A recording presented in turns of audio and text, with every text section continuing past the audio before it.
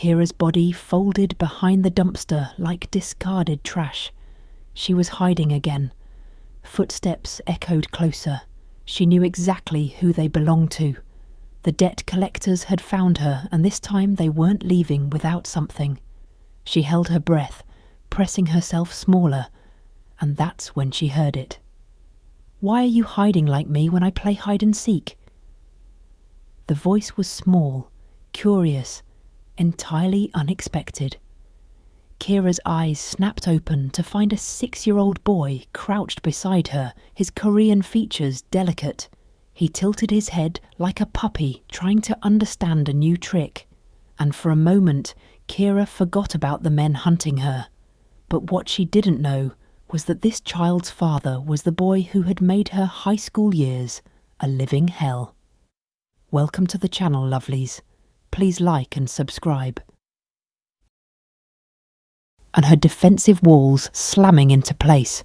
"Kid, you shouldn't be here. Where are your parents?" Her voice came out harsher than intended, but the boy didn't flinch. Instead, he grinned, revealing a gap where his front tooth should be. "Knock knock," he said. "I'm not doing this." Knock knock, more insistent now. Kiera sighed, glancing toward the alley entrance where shadows moved with purpose. "Who's there?" "Owl." "Owl who?" "Owl be yours if you let me." The boy dissolved into giggles at his own joke, completely oblivious to the danger lurking just beyond the alley. Kiera felt something crack in her chest, something that had been frozen solid for weeks. The corner of her mouth twitched. Not quite a smile, but close enough that it felt like betrayal to her misery. The boy's laughter faded. And his expression shifted to something far too serious for someone his age. He studied her face with the intensity of a doctor examining symptoms. "You look sad. Like really, really sad. Like when my goldfish died. Sad." "I'm fine," Kiera lied, but her voice wavered. "No, you're not." He stated it as fact, not argument. Then his eyes brightened with the kind of solution only a child could devise. "You need someone to take care of you. Will you marry me?" The absurdity of it broke through everything, the fear, the debt, the endless grinding poverty. Kiera laughed, actually laughed. The sound felt foreign in her throat, rusty and unused, but real. "Sure, kid," she managed between breaths. "I'll marry you." "Really?" His entire face illuminated. "Really?" He threw his arms around her waist, squeezing with surprising strength, and Kiera felt something dangerous bloom in her chest. Then reality crashed back. "Wait, why are you alone out here? Where's your dad?" The boy's expression crumpled. "I got lost.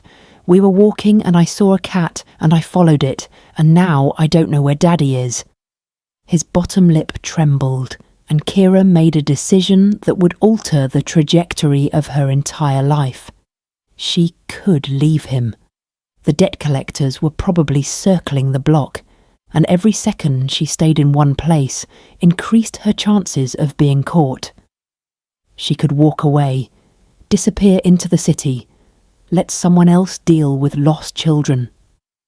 But when the boy's hand slipped into hers, small and trusting, the debate ended. "Come on," she said, standing. "Let's find your dad." They emerged from the alley into the fading afternoon light, and Kiera immediately spotted the panic. A man in an expensive black coat was shouting into a phone, his voice sharp with controlled fear. 2 men in suits flanked him, scanning the street with professional efficiency. The man turned and Kiera's world tilted violently sideways. Jinwoo Park. The name arrived in her mind like a fist. Time collapsed, folding 10 years into nothing. She was 17 again, watching him slam her locker shut on her fingers while his friends laughed. She heard the chant he'd started about her natural hair, the cruel rhythm of it following her through hallways. She felt the humiliation that had grown so unbearable she'd transferred schools just to escape him. And now he stood 20 feet away, his face older but unmistakable, and the air between them turned to ice. His eyes found hers, and she watched recognition hit him like a physical blow. His expression cycled through shock, disbelief, and something else she couldn't name. Guilt, maybe, or fear. His mouth opened, but before any sound emerged, his son broke free from Kiera's hand and ran. "Daddy, Daddy, I found you, and I found my wife." Jinwoo caught his son automatically, his arms closing around the small body, even as his eyes remained locked on Kiera. "You're what?" "My wife. She's really pretty and she laughed at my joke and she helped me find you." The boy beamed up at his father with pure joy, completely oblivious to the tension happening in the adult world around him. Kiera wanted to run. Every instinct screamed at her to turn and disappear, to pretend this coincidence had never happened, to protect herself from the boy who had once made her life unbearable. But her feet wouldn't move. And before she could force them to, 3 men rounded the corner. She recognized them immediately. The debt collectors, the ones who'd been calling, threatening, promising consequences if she didn't pay. They spotted her and their expressions hardened with purpose. They started forward, and Kiera's heart hammered against her ribs. Then Jinwoo stepped between them and her. He didn't shout, didn't raise his voice, didn't even move beyond a slight adjustment of his stance. But something in his posture changed, became something cold and absolute.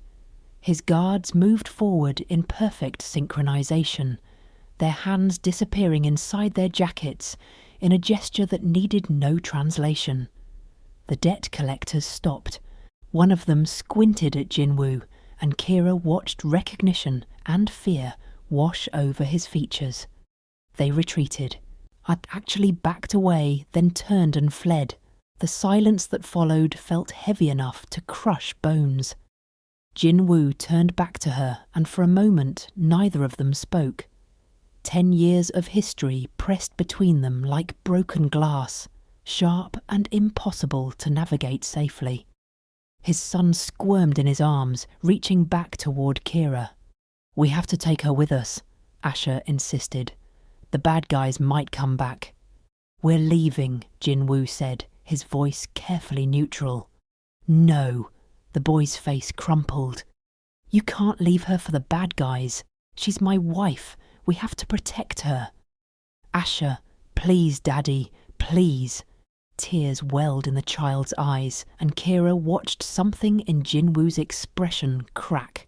He argued with his son in rapid Korean, his tone gentle but firm, and eventually the boy's protests dissolved into sniffles. Jinwoo lifted him, settling him against his hip, but before he turned away, he looked back at Kiera.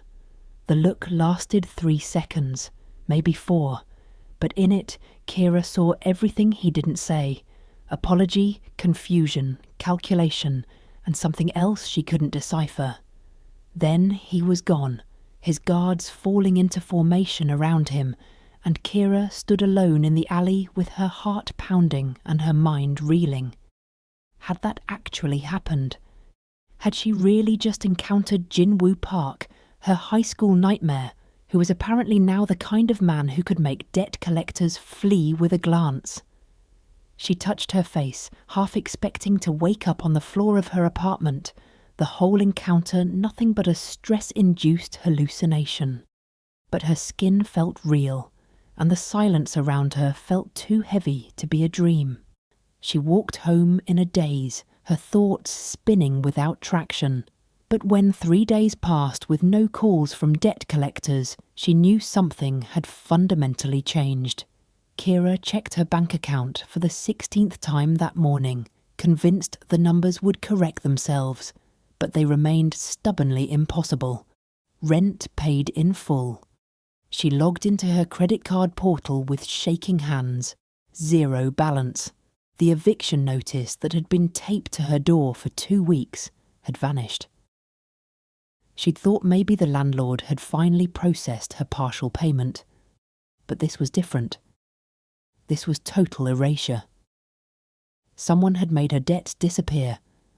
Panic set in, but it felt different than the panic of being hunted. This was the panic of being seen, of being noticed by someone with power, and she didn't know what they'd want in return. She came home from her cleaning shift at the hotel, her hands still raw from bleach, to find Jin-woo Park sitting on her threadbare couch like he owned it. For a moment, she thought she was hallucinating again. "Get out of my apartment!"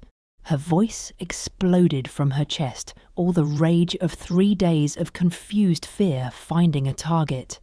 Jin-woo didn't move, didn't even flinch.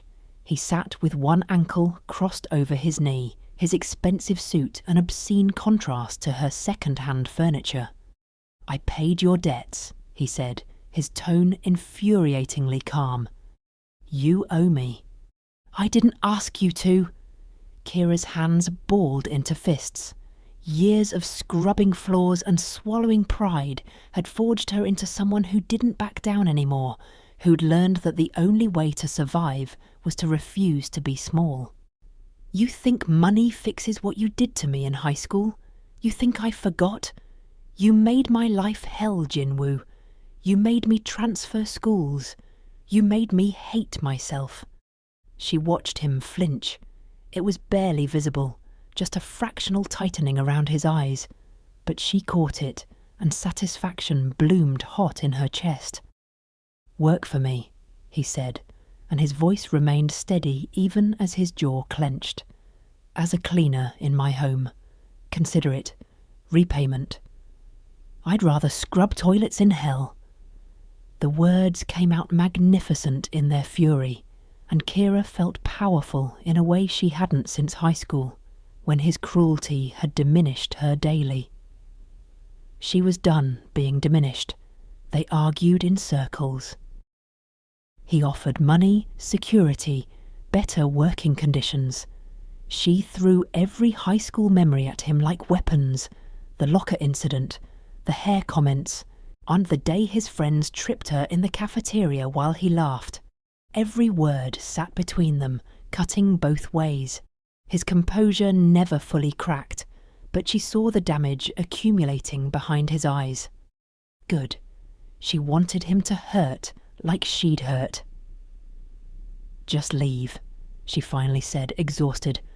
"Take your money and your guilt and go." But he didn't move. The silence stretched until it became unbearable, and then his mask finally cracked. His voice dropped, becoming something almost desperate. "My son.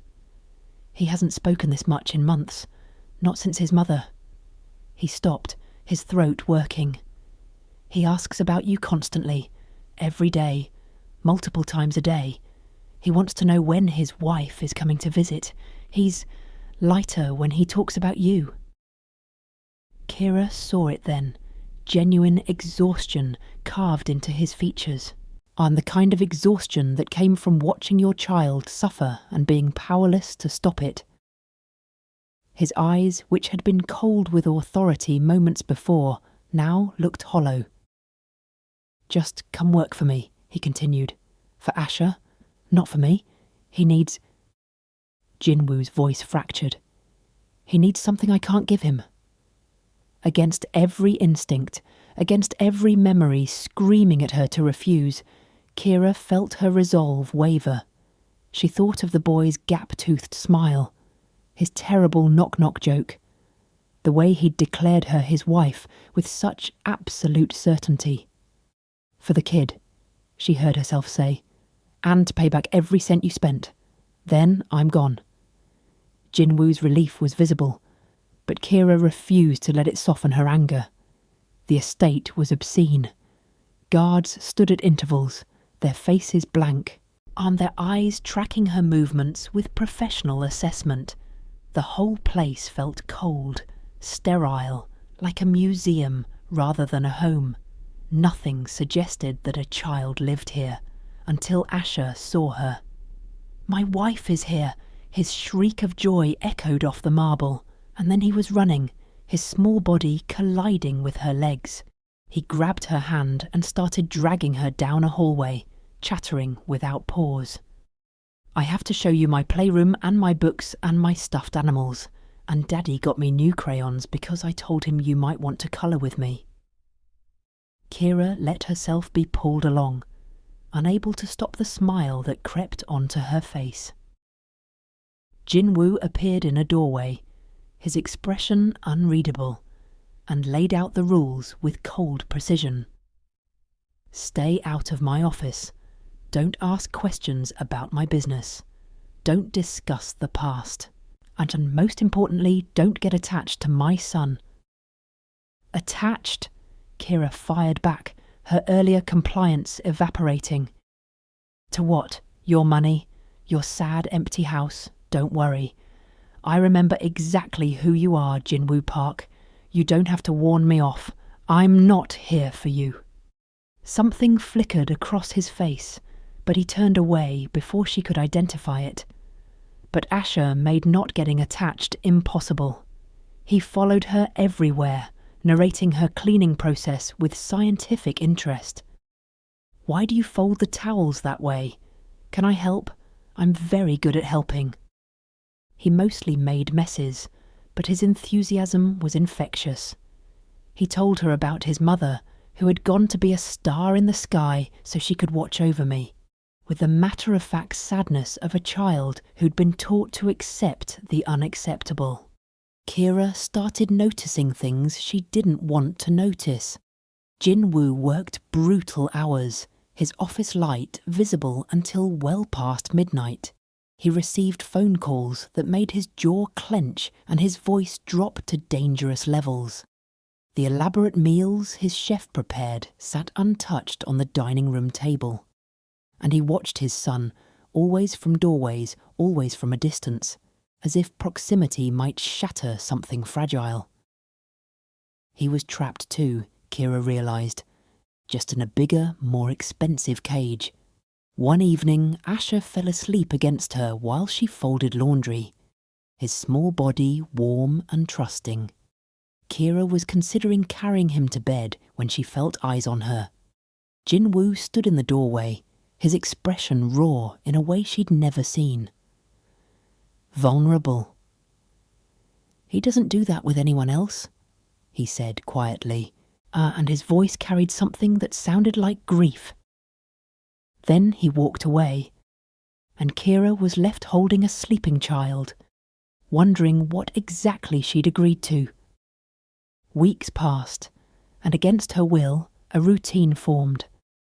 Asher woke her each morning by jumping on her bed, demanding breakfast and stories. She cleaned while he helped, which meant following her with his toy vacuum and asking approximately 700 questions per hour. Jinwoo remained distant but present, a shadow that watched from afar. It was almost comfortable, Kiera realised with alarm. She'd stopped counting the days until she could leave. Then she found Asher in Jinwoo's office. The boy stood at his father's massive desk, his small hands planted on the polished wood, his face set with determination. "I'm practicing being strong like Daddy," he announced when he saw her. Before Kiera could respond, Jinwoo's voice cut through the room like a blade. "Get him out, now." "He's 6 years old," Kiera started, but the look on Jinwoo's face stopped her. It wasn't anger. It was fear. "I said out!" She scooped up Asher, who'd started to cry, and carried him from the office. But the image of Jinwoo's fear stayed with her, festering, until she couldn't ignore it anymore. That evening, after Asher was asleep, she found Jinwoo in his office and didn't bother knocking. "What are you so afraid of?" she demanded. "That he'll love you? You don't understand my world." "Your world?" Kiera's laugh was sharp. "You mean the one where you push everyone away? Where you teach your son that love is dangerous? That's not protection, Jinwoo. That's cruelty." His mother died because of me. The words exploded from him, his control finally shattering completely. His hands shook as he gripped the edge of his desk. Because of what I do, who I am, the people I deal with. So yes, I keep him away from my office, from my business, from anything that could make him a target. I keep him alive, Kiera. That's all I can do. The silence that followed felt suffocating. Kiera absorbed this, the Mafia rumours she'd heard whispered by other staff suddenly concrete and terrifying. She'd known on some level, but hearing it confirmed was different. Then why am I here? She asked quietly. Why bring me into this? If it's so dangerous, why let me near him? Jinwoo had no answer that wouldn't expose too much, so he said nothing. That night, Kiera woke to crying. She ran to Asher's room, but Jinwoo was already there, sitting on the edge of the bed with his son in his arms. He murmured in Korean, his voice soft and rhythmic, and Asher's sobs gradually quieted. Kiera watched from the doorway, transfixed by the tenderness in Jinwoo's movements, the way his hands smoothed Asher's hair with infinite gentleness. This was the man beneath the armour, the father underneath the crime boss. Dangerous, she thought. This is dangerous. Weeks later, Asher started getting tired more easily. Bruises appeared on his arms and legs that didn't heal properly. Jinwoo took him to specialist after specialist, and Kiera watched the fear accumulate in his eyes with each inconclusive test. Then the diagnosis came. Leukemia. Early stages. Treatable, the doctors said, but the word itself felt like a guillotine.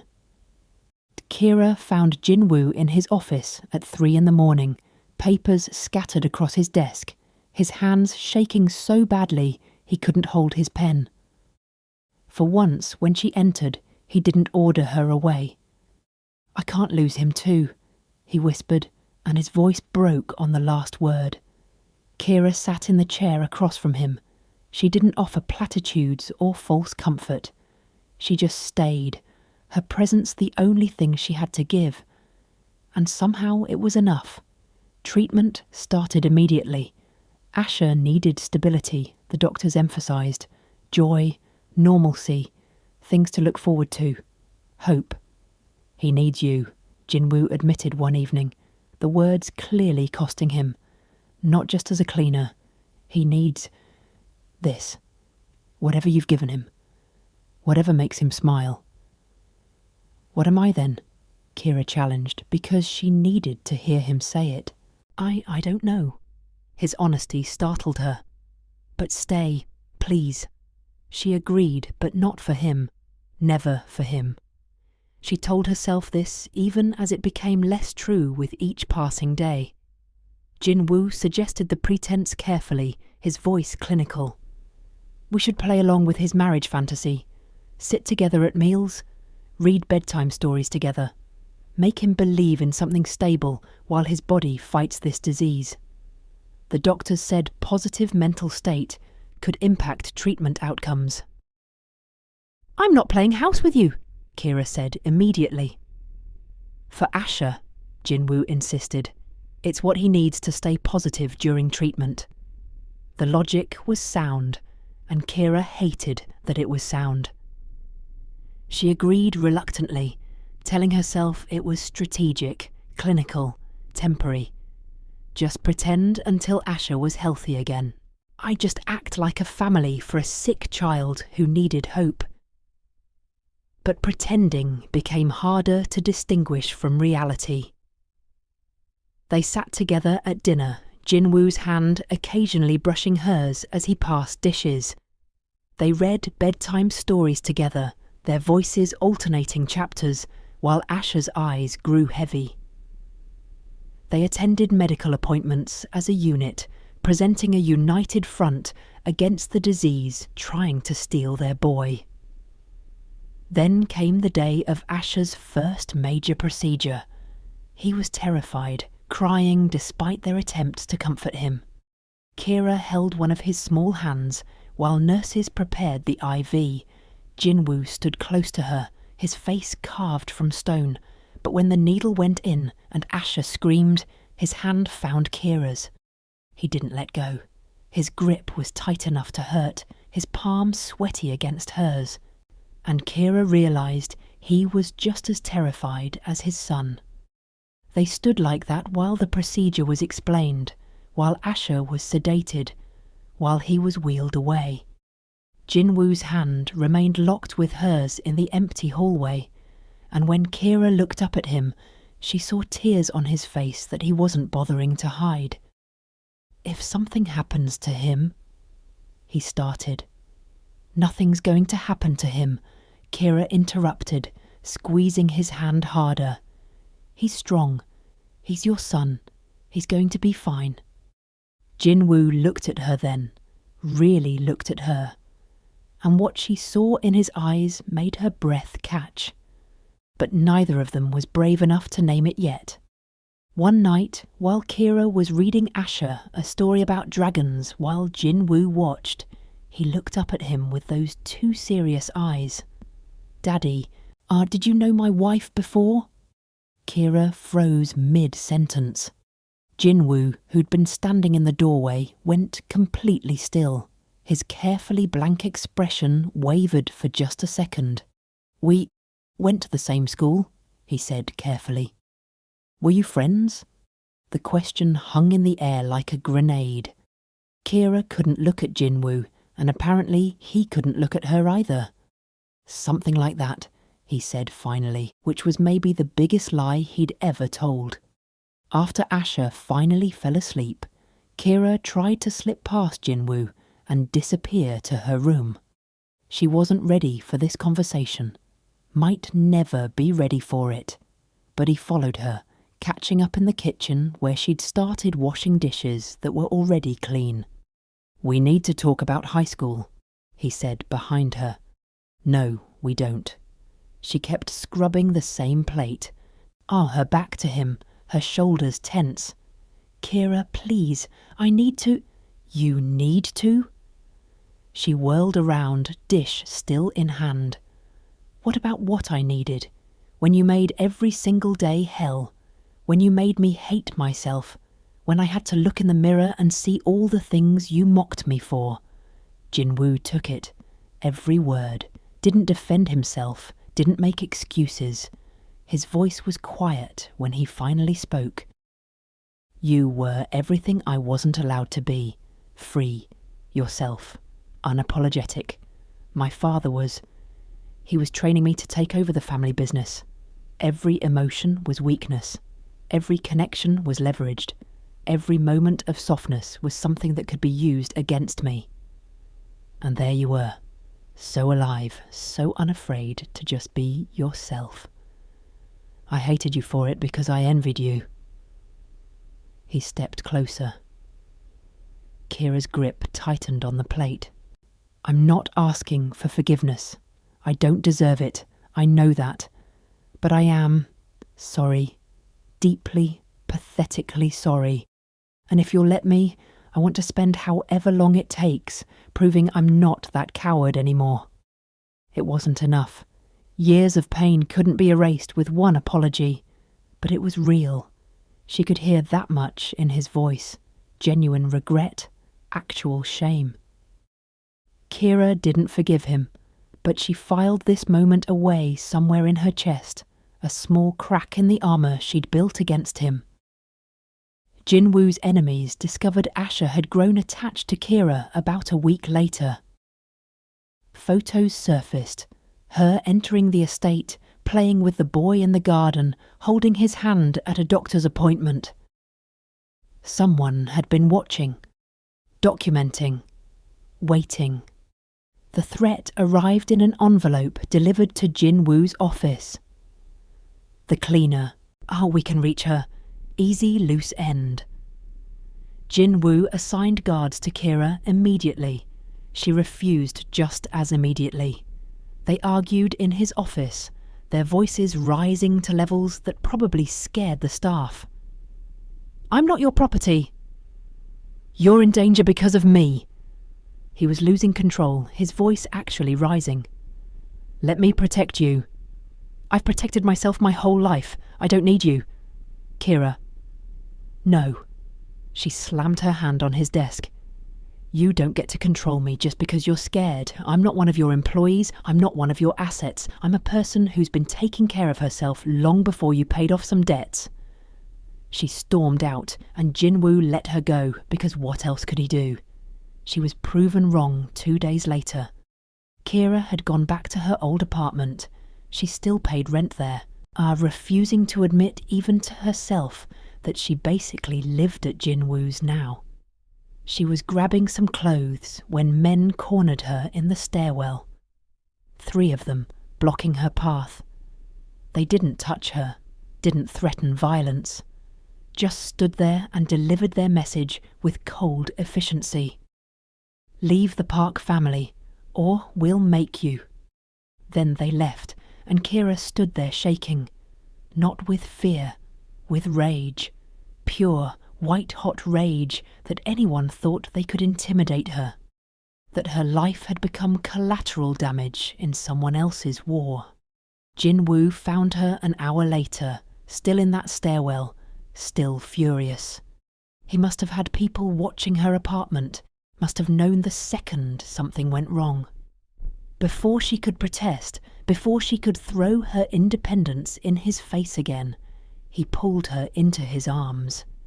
I'm leaving, she said against his chest, hating how good it felt to be held. This is too dangerous for Asher, for you, for everyone. No. His voice was fierce in a way she'd never heard. No, you're not. Jinwoo. Kiera, listen to me. He pulled back just enough to look at her, his hands framing her face. I've spent my whole life pushing people away, keeping everyone at arm's length because that's what's safe, that's what keeps them alive. But you? His voice cracked. You walked into my life and reminded me what it feels like to be human, to want something beyond just survival. I won't let them chase you away. I won't let my past destroy my future.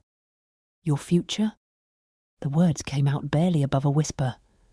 Our future, if you'll have it. Have us. She wanted to say no. Should say no. Every logical part of her brain screamed that this was insane, that staying would only put more people in danger, that she should run and never look back. But I need time to think. He nodded, even though it clearly cost him. Take all the time you need. I'll be here. Asher's treatment intensified over the next few weeks. He was exhausted constantly, scared of the needles and the medicine that made him feel worse before it made him better. He clung to both of them, his small body seeking comfort they were desperate to provide. One night, after a particularly brutal day at the hospital, Kiera made her decision. She found Jinwoo in his office, looking as exhausted as his son. I'm leaving after his treatment is done. It's not safe. Jinwoo cut her off. Do you think I don't know that? Do you think I haven't spent every single night terrified that bringing you here was the worst mistake I could make? Then why? Because I'm selfish. The words tore out of him like they'd been locked inside too long. Because for the first time in my life, I want something that isn't about duty or legacy or just surviving another day. I want you. I want to fall asleep next to you and wake up to your laugh. I want to watch you teach my son that it's okay to be soft, to feel things, to be human. I want to be the man you deserve, even though I know I'm not. Even though I know I probably never will be. Kiera stared at him, her carefully constructed arguments crumbling. Jinwoo. He crossed the distance between them, cupped her face in his hands. Tell me you feel nothing. Tell me this is all just a job, just an obligation. Just you being kind to a sick kid. Tell me and I'll let you go. I swear I will. She couldn't. They both knew she couldn't. He kissed her, not gently, not tentatively.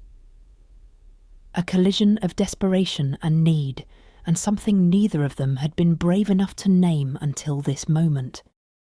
Kiera kissed him back, her hands fisting in his shirt, pulling him closer, even as her brain screamed that this was a mistake. When they broke apart, both breathing hard, Kiera's voice came out shaky. I hate that I want you. I know. His thumb traced her jaw with devastating gentleness. But do you want me? I don't know. They didn't discuss it after. Returned to careful distance in front of Asher, maintaining the pretense that nothing had changed. But Jinwoo found small ways to close the gap, a hand on her back, standing closer than necessary, his eyes following her constantly. Asher, with the uncanny perception kids have, smiled one morning at breakfast. Daddy's trying to steal the woman I found first, but he looks at my wife the way princes look at princesses in movies. Perhaps we can share her. He shrugged like he was discussing the weather, then went back to his cereal. Jinwoo didn't deny it, neither did Kiera, and somehow that felt like its own kind of admission. Everything hit at once.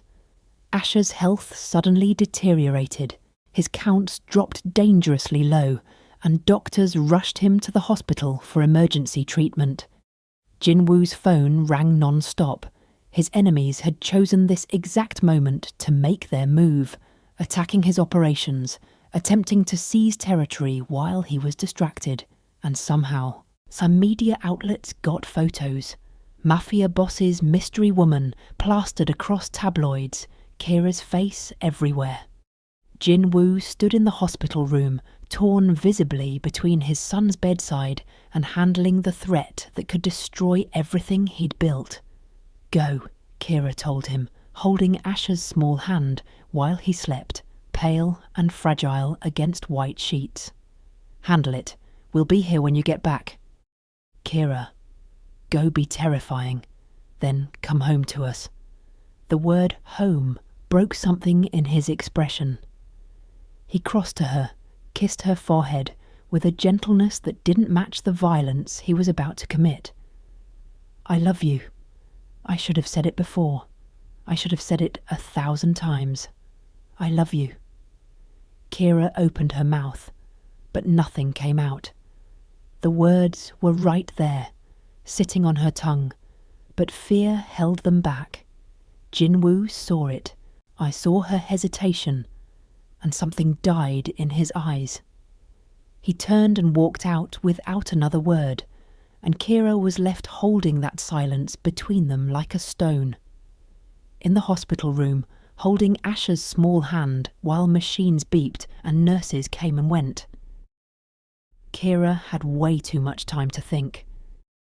She realised with the kind of clarity that only comes at 3 a.m. in a children's hospital, that she loved them. Both of them. The boy who'd seen her worth when she'd completely forgotten it existed.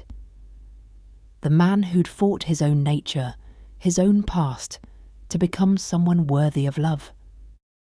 When Jinwoo finally returned hours later, suit splattered with what was definitely blood, exhaustion carved into every line of his face, she met him at the door.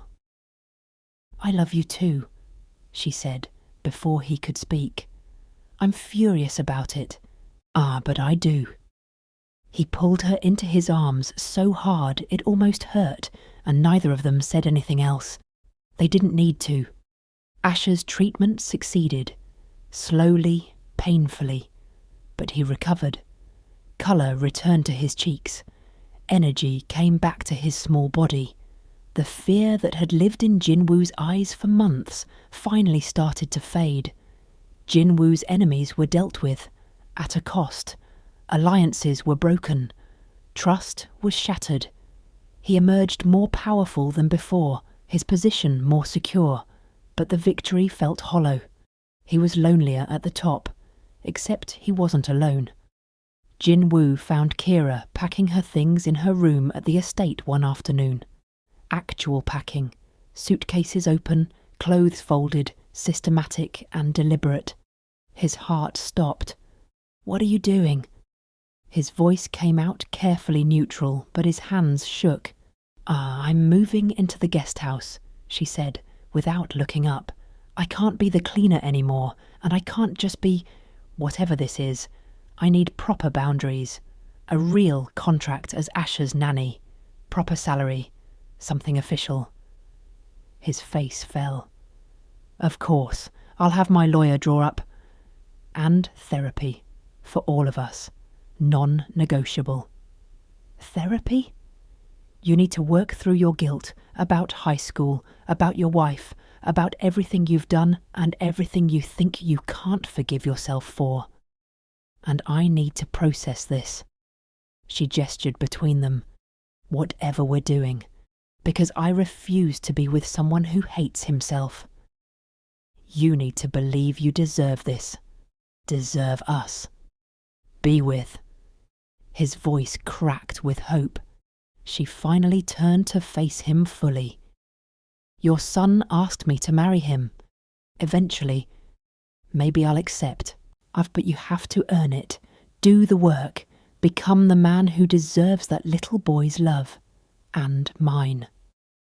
Jin-woo crossed the room, took her hands in his like they were something precious. "I'll spend every day proving I can be that man. I promise you, Kiera. Every single day." "Then ask me again in a year," she said, "if you've earned it." He brought her hands to his lips. "I will. I swear I will." 6 months later, Asher was in remission and thriving. The estate felt different now. Less like a fortress, more like a home. Windows stayed open. Laughter echoed through hallways that used to only know silence. Kiera found Jin-woo in the kitchen one Saturday morning, attempting to cook. Asher was helping, which meant the kitchen was an absolute disaster. "My wife and daddy are being silly," Asher announced to no one in particular. Jin-woo caught Kiera's eye. "He's not wrong." "No," she agreed, stealing a taste of whatever disaster they were creating. "But we're his kind of silly." Jin-woo reached beside the stove and picked up a small velvet box. Kiera's breath caught. "I know it hasn't been a year yet, but..." He opened it. A simple, elegant ring sat inside. "I've earned a maybe. Can I ask for that much?" Kiera looked at the ring, at Asher covered in flour and grinning, at Jin-woo, vulnerable and hopeful in a way the boy from high school never could have been. The man who'd tortured her had become someone entirely different, someone who'd done the work, faced his demons, learned to be soft. "Ask me," she said softly. He got down on one knee, right there in the messy kitchen, with burned pancakes smoking on the stove. "Kiera Washington, will you marry me? Not because my son asked, though he did ask first. Not because you owe me anything, because you don't. But because I love you. Because you make us whole. Because I want to spend the rest of my life earning your smile every single day." She pretended to think about it, drawing it out, just to watch him sweat. "That's a maybe." He grinned, real warm, nothing like the cruel boy who'd tormented her years ago. "I'll take it." Asher cheered, jumping up and down. "My wife said maybe. That's almost yes." "Almost yes," Jin-woo agreed, standing and pulling her close. "I can work with almost yes." Outside, the sun set over the city, painting the sky in shades of gold and pink. Inside, a family, broken, rebuilt, chosen, sat down to a completely burned dinner and didn't care at all. So there you have it, lovelies. Sometimes the people who hurt us the most can become the ones who heal us, but only if they're willing to do the work. Kiera didn't just forgive Jin-woo because he apologised. She made him earn it, made him prove he'd changed, made him become worthy of the second chance he was asking for. And that's the kind of strength we all deserve to have. Love stories aren't always about perfect people finding each other. Sometimes they're about broken people choosing to rebuild together, one messy day at a time. If this story grabbed you, do me a huge favour. Hit that like button and subscribe to the channel so you never miss another story. Drop a comment and let me know. Do you think Kiera forgave Jinwoo too quickly, or did he actually earn his second chance? I read every single comment, and I genuinely want to know what you think. And if you're feeling generous, share this with someone who loves a good redemption story. Trust me, they'll thank you for it. I'll see you in the next one, lovelies. Until then, remember, you're worth fighting for, and anyone who wants a place in your life better be willing to prove it. Take care. I